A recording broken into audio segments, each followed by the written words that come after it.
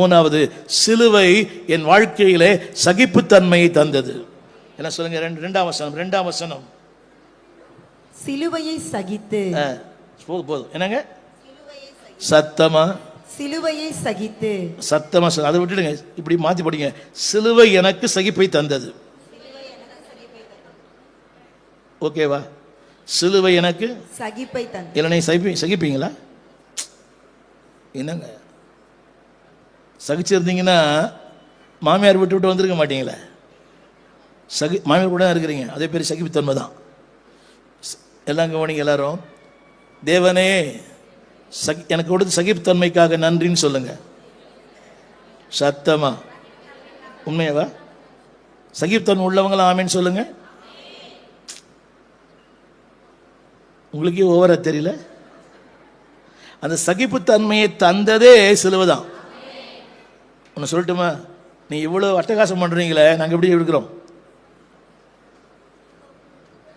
8 மணிக்கு வரீங்க, 9 மணிக்கு வரீங்க, 10 மணிக்கு வரீங்க. உங்களை தான் தப்பே சொல்லக்கூடாது, சொன்னால் ரொம்ப கஷ்டம். உங்களை சொல்லக்கூடாது. பொதுவாகவே இத்தனை அட்டகாசம் பண்ணாலும் நாங்கள் என்ன பண்ணுறோம்? இல்லை, அது எங்களால் வராது. மூக்கு மேலே கோவம் ஆட்கள்லாம் இருக்கிறோம் எங்ககிட்ட. ஆனால் இந்த சகிப்புத்தன்மையை தந்ததே சிலுவை தான். ஐயா எப்படின்னு எனக்கு தெரியல. ஐயா எப்படின்னு எனக்கு தெரியல. சொல்லுங்க, எனக்கு சகிப்புத்தன்மையை தந்ததே சிலுவை.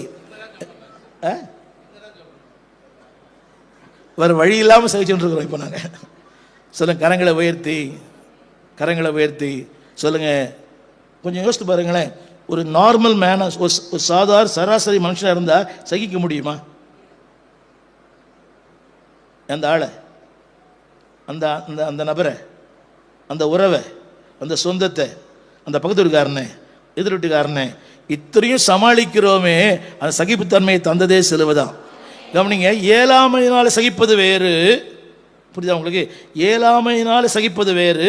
என்னால் முடியும், ஆனால் சகிக்கிறேன். நான் சொல்ற தமிழ் எத்தனை புரியுது? என்னால் அதாவது முடியாதவோ சகிச்சிருக்கிறது வேற. என்னால் முடியும், அதில் வெளியே வர முடியும், மேற்கொள்ள முடியும், அதை நான் வீழ்த்த முடியும், அதை நான் வெற்றி பெற முடியும். ஆனாலும் ஐ என்டியூர். சொல்லுங்க, கரங்களை உயர்த்தி. தேவனே, இன்னும் நான் வாழற எல்லா சூழ்நிலையிலும், என் குடும்பத்தில், என் உறவுகளில், என் சொந்தங்களில் அந்த சகிப்புத்தன்மை தார். திரும்ப சொல்லுகிறேன், சகிப்புத்தன்மை என்பது ஆற்றலால் அல்ல, அறிவால் அல்ல, திறமையினால் அல்ல, புஸ்தகத்தால் அல்ல, தத்துவங்கள் அல்ல, சிலுவையின் உபதேசத்தால் தான் சகிப்புத்தன்மையை. சொல்லுங்க, சிலுவையோடு கூட ஒப்புரவாக்கி கொள்ளுங்க. அதாவது அசோசியேட் வித்